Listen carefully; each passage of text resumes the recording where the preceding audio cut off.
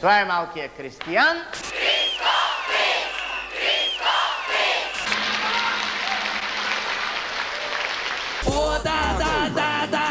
От всички учебни часове в училище най-хубав е часът по... Междучасие. Часът по междучасие.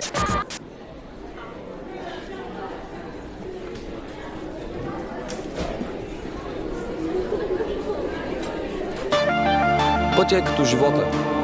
Има начало и край. Начинът, по който ще го извървиш, зависи само от теб. Това е нашия живот. Тук растем и се учим да живеем. Това е нашия живот. То ни кара да плачем и да се смеем. Това е нашия живот.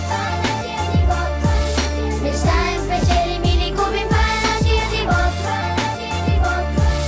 Не можем съдбата да си купим. Това е нашия живот. Дъвки турбоера на компютърните зали. Израснах в малък град с претъпкани квартали. Деца по улиците, детски дискотеки, площадките пред блока и видеокасети. Училище на смени, бягахме от час, дърпахме момичетата от съседния клас. Мислехме, че няма толкова готини като нас. Колата на бащата подавахме и газ. Ледените сокчета, топката във двора. Голямо междучасие, бой в коридора.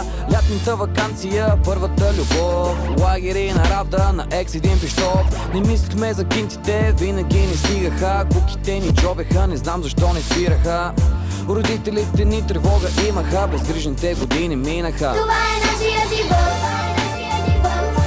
Тук растем и се учим да живеем. Това е нашия живот. То ни кара да плачем и да се смеем. Това е нашия живот. Мечтаем, печелим или губим. Това е нашия живот. Не можем съдбата да си купим. Това е нашия живот. Нощите купони и студентския живот. Сварката навързано, четворката белот. Бири в неделя, мажехме фили. Разхвърляна квартира, правили се бъркоти. Трябва да работиме сами, да се оправяме. Някой от компанията да тръпне, се надяваме. Партитата свършиха, изпитите минаха. Някои от нас даже вече си отидоха. Само да се разболееш пътник, полицайите спира и се чувстваш като престъпник. Много мои приятели напуснаха държавата. Казват, че са си намерили нормална работа. Въпреки това обичам силно земите ни. Не искам в други граници да си прекарам дните ми. Толкова са простички нещата, от малки знаят ги децата. Това е нашия живот. Тук растем